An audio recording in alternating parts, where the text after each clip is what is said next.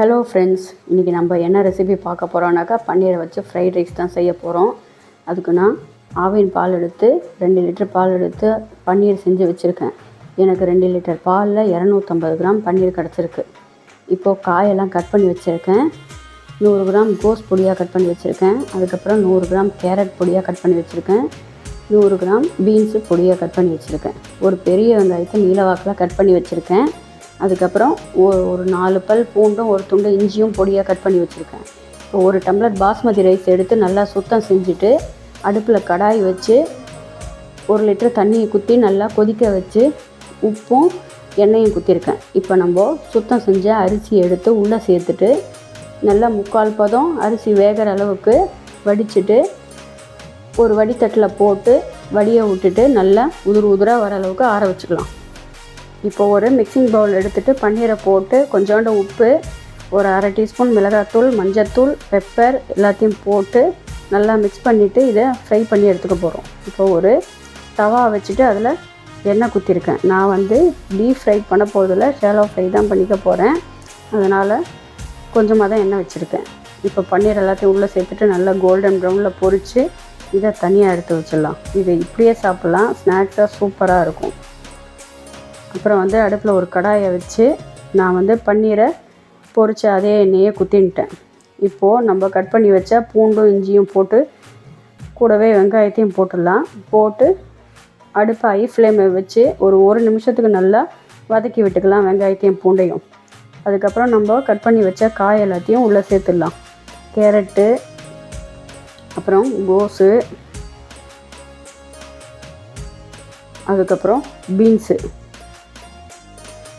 இது எல்லாத்தையும் நல்லா ஹை ஃப்ளேமில் வச்சு பாதி அளவுக்கு வேக வச்சுக்கணும். நல்லா க்ரன்ச்சி பதத்துக்கு வரணும். ஓவர் குக் பண்ணிடக்கூடாது. இந்த காய்க்கு ஏற்ற உப்பு ஊட்டி போட்டுக்கலாம். நம்ம ஏற்கனவே அரிசியில் உப்பு போட்டிருக்கோம், அதனால் பார்த்துட்டு திட்டமாக உப்பு போட்டுக்கலாம். இப்போ காயெல்லாம் நல்லா க்ரன்ச்சி பதத்தில் அரை வேக்காடை வெந்துடுது. நம்ம கடித்து பார்த்தோன்னாக்கா காய் நறுக்குன்னு இருக்கணும். அப்போ தான் இந்த ஃப்ரைட் ரைஸுக்கு சூப்பராக இருக்கும். இப்போ நான் சாஸ் எல்லாம் சேர்த்து தான் பண்ண போகிறேன். உங்களுக்கு சாஸ் வேணும்னா சேர்த்துக்கோங்க, இல்லைன்னா நீங்கள் ஸ்கிப் பண்ணிக்கோங்க. சோயா சாஸ் ஒரு 1/2 டீஸ்பூன் சேர்த்துக்கலாம். ஏன்னா இது டார்க் சோயா சாஸ், அதனால் நிறைய சேர்த்தோன்னா கசப்பு வந்துடும். அதுக்கப்புறம் ரெட் சில்லி சாஸ் ஒரு 1 டீஸ்பூன் சேர்த்துக்கலாம். இந்த சாஸ் சேர்த்து பண்ணால் கொஞ்சம் ரெஸ்டாரண்ட் ஸ்டைலில் இருக்கும், இல்லைன்னா நம்ம நார்மலாக காய் சாதம் பண்ணுறோமே அந்த மாதிரி இருக்கும், அதனால தான். அதுக்கப்புறம் டொமேட்டோ கெச்சப் 1 டீஸ்பூன் சேர்த்துக்கலாம். கொஞ்சம் அந்த புளிப்பு டேஸ்ட் இருந்ததுன்னா சூப்பராக இருக்கும் ஃப்ரைட் ரைஸ். அதுக்காக தான் என்கிட்ட இருக்கிறதுனால நான் சாஸ் சேர்த்துக்கிறேன். உங்கள்கிட்ட இருந்தால் சேர்த்துக்கோங்க, இல்லைன்னா ஸ்கிப் பண்ணிக்கோங்க. அதே மாதிரி இதில் அந்த கார்லிக் பவுடரும் ஆனியன் பவுடரும் சேர்த்து பண்ணாக்க இன்னுமே நல்ல வாசனை சூப்பராக இருக்கும். உங்கள்கிட்ட இருந்தால் சேர்த்துக்கோங்க.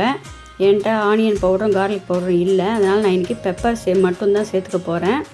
இப்போ இது எல்லாத்தையும் நல்லா ஒரு நிமிஷத்துக்கு நல்லா கலந்து விட்டுட்டு நம்ம வடித்து வச்ச சாதத்தை சேர்த்துடலாம். சாதம் நல்லா உதிரியாக இருக்கணும், அப்போ தான் ஃப்ரைட் ரைஸ் சூப்பராக இருக்கும். இப்போ நம்ம சாதத்தெல்லாம் உள்ளே சேர்த்துட்டு அதுக்கப்புறம் நம்ம எடுத்து வச்ச பன்னீரை உள்ளே சேர்த்துக்கலாம்.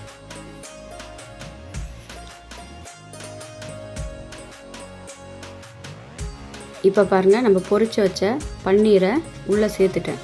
எனக்கு இவ்வளோ தான் பன்னீர் இருந்தது, ஏன்னா பசங்க போக வர சாப்பிட்டாங்க. மேலே இப்போது ஒரு டேபிள் ஸ்பூனுக்கு பெப்பர் போட்டுக்கலாம், மிளகுத்தூள் போட்டுக்கலாம். போட்டுட்டு நல்லா கலந்து விட்டுலாம். கலந்து விட்டுட்டு ஸ்ப்ரிங் ஆனியன் நல்லா ஒரு கைப்பிடி நிறைய போட்டுக்கணும், அப்போ தான் சூப்பராக டேஸ்ட்டாக இருக்கும். இப்போது ஸ்ப்ரிங் ஆனியன் நல்லா பொடியாக கட் பண்ணி வச்சுருக்கேன். நல்லா ஒரு கைப்பிடியோ இல்லை 2 கைப்பிடியோ எவ்வளோ இருக்கோ அவ்வளோத்தையும் போட்டு அடுப்பை ஆஃப் பண்ணிடலாம். அவ்வளோதான் ஃப்ரெண்ட்ஸ், நம்மளோட சூப்பரான பன்னீர் ஃப்ரைட் ரைஸ் ரெடி ஆகிடுது. பன்னீரை 250 கிராம் எடுத்து பொரித்து நல்லா வச்சாக்க இந்த பசங்க போக வர அதை பாதியை காலி பண்ணிட்டாங்க.